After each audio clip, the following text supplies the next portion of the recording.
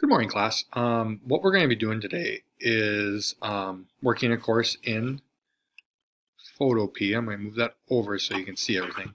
And I think this is what I'm going to try to do is make little videos. So if you do get lost, you can always come back and watch these. I think it's kind of the easiest way for us to stay on top of stuff. I just have to see. Okay. So again, everything's always new project, and then we should be getting good at this. And today what we're going to be doing is the brush tool. And you want to switch this to inches, and we're going to look at the brush tool. I just do 24 by 24 because it gives me a nice size thing, and then I click create. The brush tool, what it's going to be is you're going to click B for the brush tool. Oops, it's this one right here, and you have brush, pencil tool, and color replacement. Well, today we're just going to work on the brush tool. And I want to go through options of what the brush tool looks like.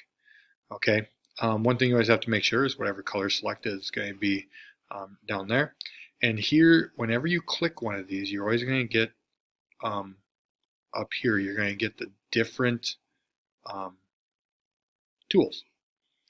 And so as we go through these, and oops, I'm going to go through this one right here. This right here, this brush tool is going to be all the difference. Okay, so I'm just going to, you can see this is size 12, 24, 5, and these are the different ones that the brush tool you can use. Okay, and if you just let your cursor sit, it'll tell you what it is. Okay, so I'm just going to pick this one, 24. Okay, I'm going to show you what, I'm going to make it a little larger just so we can see it. Now you can see the difference of that changing. So there is, I just clicked once, there is the size, that's 100% hardness. And I want to give you an idea here of what happens as you go down. Here's 75% hardness.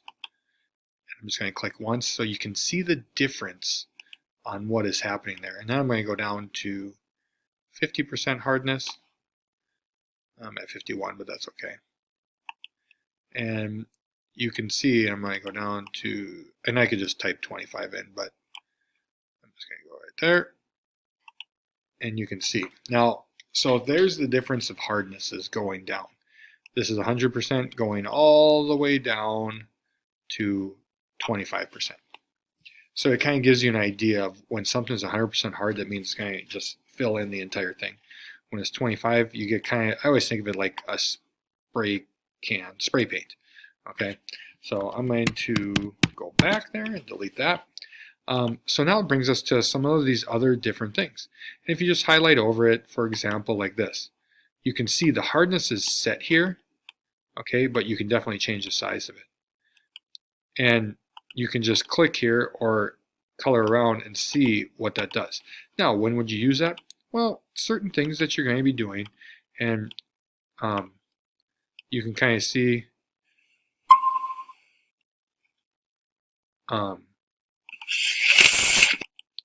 so you go through and you can change, of course, the size of it.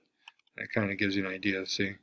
And why would you use that? Well, if you're making some type of picture and you can see there's different things here, and looking at that, or maybe you're just adding a little color to something, and even like this.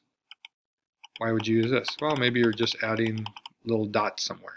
You know, it's going to be, of course, up to you. Now, if you're in regular full Photoshop, you have a lot more options. You know, here we don't have as many, and that's okay. All right. So that is the brush tool, and that's part of the thing we're going to be using today. The other part we're going to be using is going to be called the eyedropper. The eyedrop is right here. And what the eyedropper does is it picks, when you click on something, it'll take and put that color down here.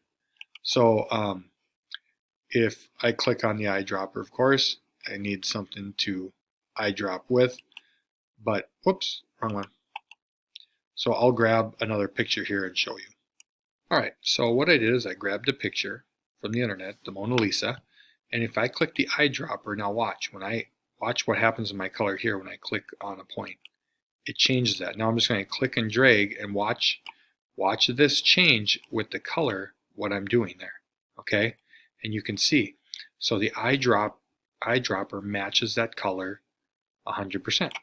So what you're going to do is you're going to use the brush tool, and it's going to be a rough schedule of it, or a picture of it, but you are going to recreate a famous painting. And you choose it. I would choose, Mona Lisa is kind of hard, but for example, once I choose a color, let's say I choose this background. Now, when I go to the brush tool and use it, I'm going to make that a little larger so you can just see it.